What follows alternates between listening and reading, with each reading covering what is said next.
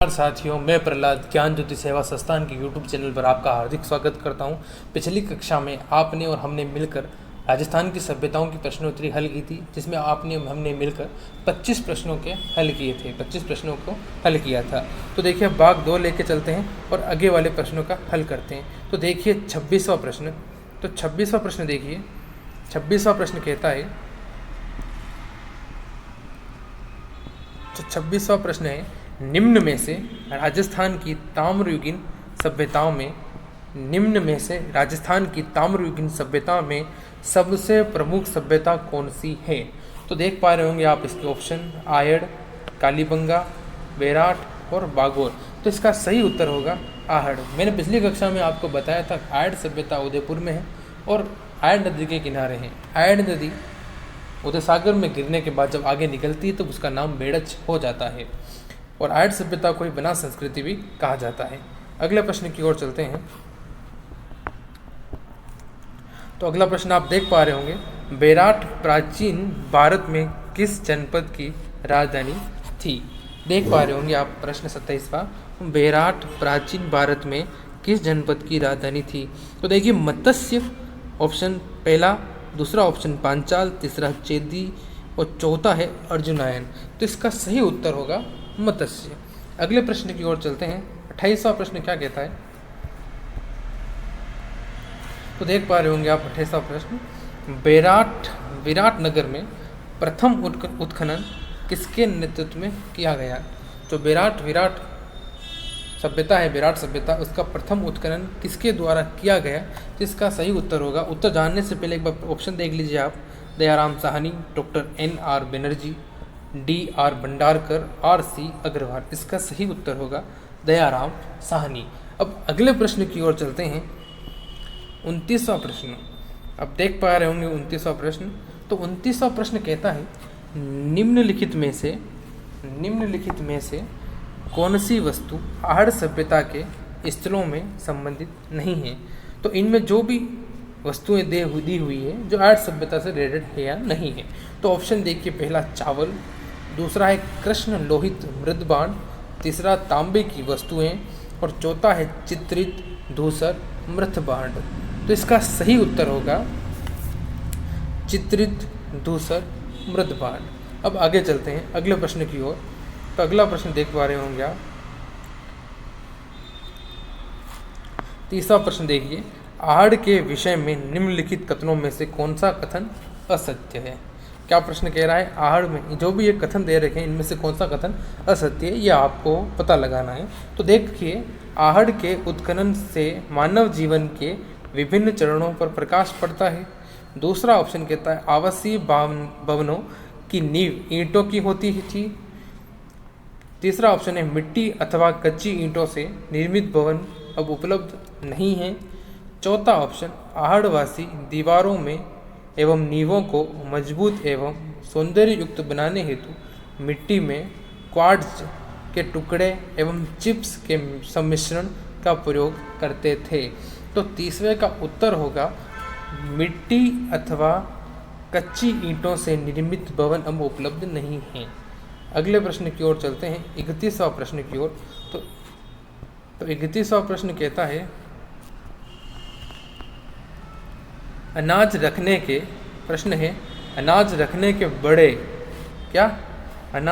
के बड़े मृद भांड जिन्हें गोरे व बंकोट कहा जाता था, किस प्राचीन सभ्यता से प्राप्त हुए हैं।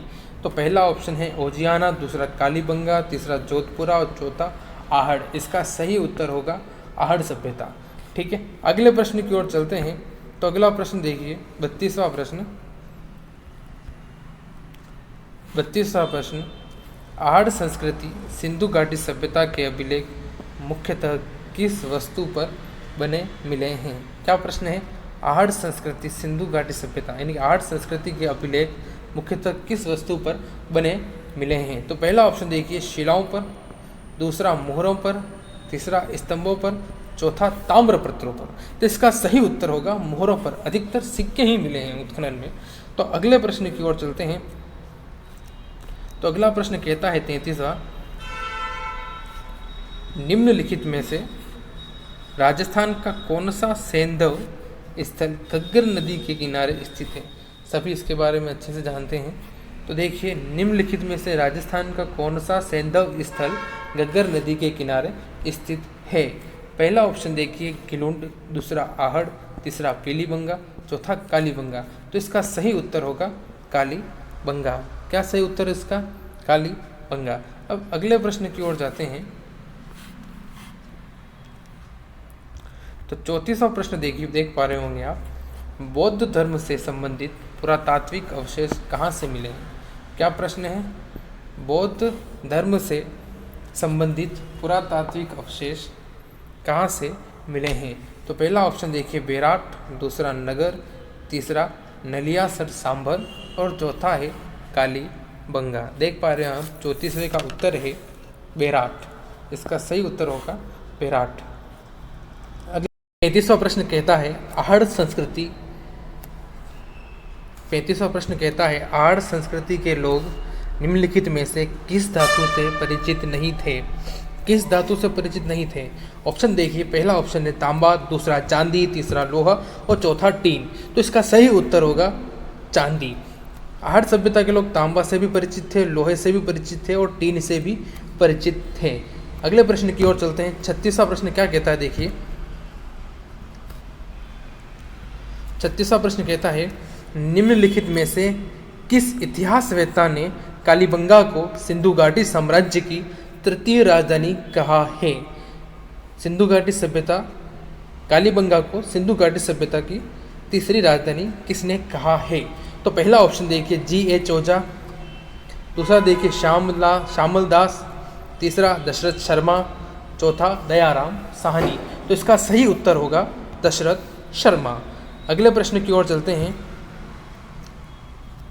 37वां प्रश्न 37वां प्रश्न कहता है निम्न में से किस स्थान पर राजस्थान की सबसे प्राचीन सभ्यता के अवशेष पाए गए हैं? तो देख पा रहे होंगे आप ऑप्शन तिलवाड़ा, दूसरा बालोतरा, तीसरा आहोर, चौथा कालीबंगा। तो देखिए, निम्न में से किस स्थान पर राजस्थान की सबसे प्राचीन सभ्यता के अवशेष पाए गए हैं? तो इसका सही उत्तर होगा कालीबंगा। कालीबंगा हनुमानगढ़ जिले में है और घग्गर नदी के किनारे बसी हुई है। अगले प्रश्न की ओर चलते हैं। प्रश्न 38वां। बेराट में जो पुरातात्विक अवशेष मिले हैं वे किस काल से संबंधित हैं? ऑप्शन 1 मौर्यकाल, ऑप्शन 2 गुप्त काल, ऑप्शन 3 मध्यकाल, ऑप्शन 4 उत्तर गुप्त काल। तो इसका सही उत्तर होगा मौर्य काल। बेराट एक लौह युगीन सभ्यता है। कौन सी युगीन सभ्यता है? तो लौह युगीन सभ्यता है। बेराट सभ्यता बाणगंगा नदी के किनारे है और जयपुर में है। बेराट सभ्यता का प्राचीन नाम विराटनगर हुआ करता था। विराटनगर मत्स्य जनपद की राजधानी था प्राचीन काल में। अगले प्रश्न की ओर चलते हैं। अगला प्रश्न कहता है बेराट में किस सभ्यता के अवशेष प्राप्त हुए हैं? तो पहला ऑप्शन है वैदिक सभ्यता, दूसरा ऑप्शन है सरस्वती घाटी सभ्यता, तीसरा ऑप्शन है बनास सभ्यता और चौथा ऑप्शन है मौर्यकालीन सभ्यता। तो इसका सही उत्तर होगा 39वें प्रश्न का मौर्यकालीन सभ्यता। अगले प्रश्न की ओर चलते हैं। 40वां प्रश्न क्या कहता है देख पा रहे होंगे आप। तो 40वां प्रश्न कहता है सिंधु घाटी के लोग निम्नलिखित में से किस पालतू पशु से परिचित नहीं थे? तो पहला ऑप्शन है गाय, दूसरा बैल, तीसरा भैंस, चौथा घोड़ा। तो सिंधु घाटी सभ्यता के लोग घोड़े से परिचित नहीं थे। अगले प्रश्न की ओर चलते हैं। 41वां प्रश्न निम्नलिखित में से हड़प्पा संस्कृति का नवीनतम उत्खनन स्थल कौन सा है? तो हड़प्पा संस्कृति का नवीनतम स्थल कौन सा है? तो देख पा रहे होंगे आप ऑप्शन मोहनजोदड़ो, रोपड़, धोलावीरा और कालीबंगा। तो इसका सही उत्तर होगा धोलावीरा। अगले प्रश्न की ओर चलते हैं। गणेश्वर सभ्यता किस काल से संबंधित है? कौन सी सभ्यता किस काल से संबंधित है? तो गणेश्वर सभ्यता किस काल से संबंधित है? तो ऑप्शन पढ़ पा रहे होंगे आप, हड़प्पा काल, लौह युग काल, ताम्रपाषाण काल, पुरा पाषाण काल। तो ताम्रपाषाण काल इसका सही उत्तर होगा। गणेश्वर सभ्यताओं को ताम्रयुगीन सभ्यताओं की जननी कहा जाता है। यहाँ पर सर्वाधिक तांबे के वस्तुएं मिली हैं। ठीक है, अगले प्रश्न की ओर चलते हैं।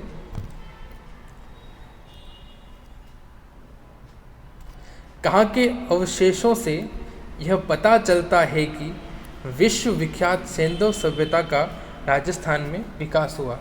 कहाँ के अवशेषों से यह पता चलता है कि विख्यात सेंधव सभ्यता का राजस्थान में विकास कहाँ से हुआ है? तो ऑप्शन देख पा रहे होंगे आप, गणेश्वर सीकर पहला, दूसरा आप देख पा रहे होंगे पीलीबंगा, कालीबंगा और रंगमहल, कालीबंगा, पीलीबंगा व रंगमहल। तीसरा ऑप्शन आप पढ़ पा रहे होंगे आहड़ व गिलुंड, और चौथा ऑप्शन आप पढ़ पा रहे होंगे उक्त में से कोई नहीं। तो इसका सही उत्तर होगा कालीबंगा, पीलीबंगा, रंगमहल। ये तीनों ही सभ्यताएं हनुमानगढ़ में हैं। इनके अलावा यहाँ पे सोनती सभ्यता भी है। आहड़ व गिलुंड उदयपुर में आ जाती है और गणेश्वर सीकर में आ जाती है। गणेश्वर सभ्यता कांतली नदी के किनारे है। कालीबंगा सभ्यता गग्गर नदी के किनारे है। आहड़ व गिलुंड बनास नदी, बेड़ज नदी या फिर आयड़ नदी कह सकते हैं आप। 44वें प्रश्न की ओर चलते हैं। तो 44वां प्रश्न कहता है, देख पा रहे होंगे आप, राजस्थान में भारत काल के अवशेष कहाँ मिले हैं? राजस्थान में महाभारत काल के अवशेष कहाँ से मिले हैं? तो पहला ऑप्शन है नलियासर में, दूसरा माउंट आबू में, तीसरा अलवर के निकट बेराट व भरतपुर के निकट नोह में, चौथा ऑप्शन देखिए श्री गंगानगर में। तो 44वें प्रश्न का सही उत्तर होगा अलवर के निकट बेराट व भरतपुर के निकट नोह में। ठीक है, अब अगले प्रश्न की ओर चलते हैं।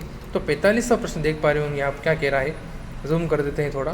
तो 45वां प्रश्न देखिए आप, आहड़ सभ्यता के लोग किस खाद्य पदार्थ से अच्छी प्रकार से परिचित थे?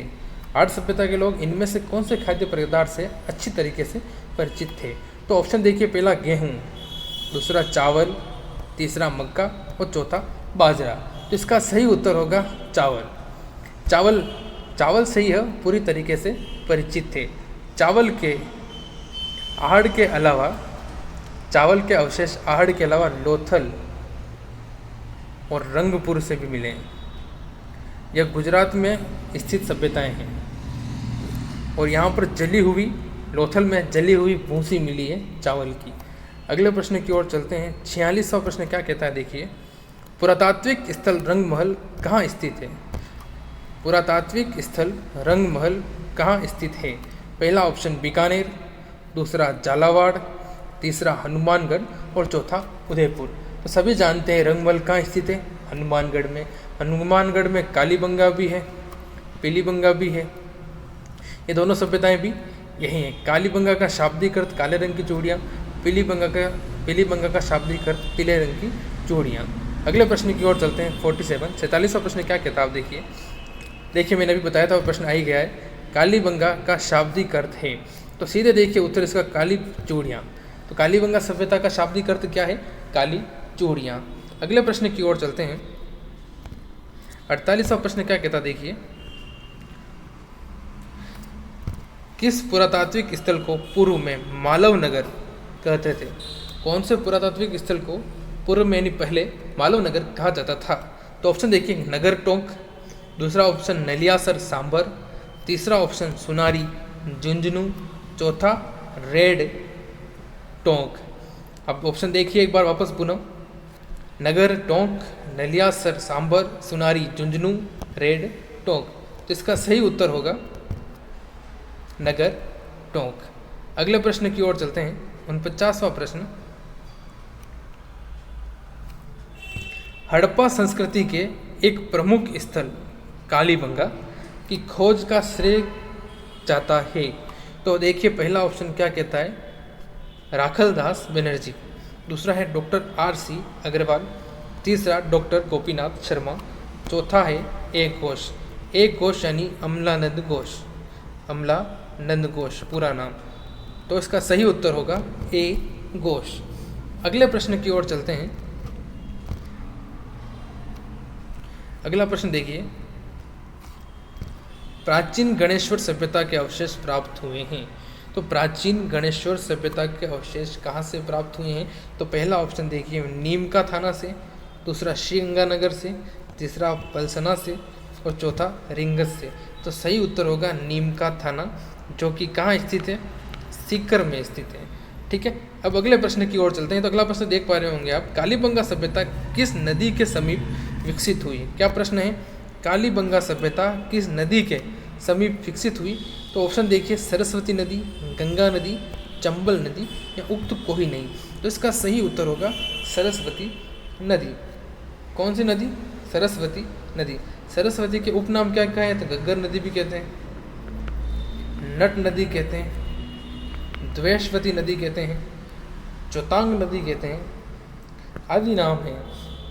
तो आज की क्लास यहीं ख़त्म करते हैं। सभी का बहुत बहुत धन्यवाद। आगे अच्छी से अच्छी प्रश्नोत्तरी आप चाहते हैं आगे से आगे हम वीडियो अपलोड करें, तो वीडियो को अधिक से अधिक शेयर एंड सब्सक्राइब करें। आप सभी का बहुत बहुत धन्यवाद चैनल से जुड़ने का। बहुत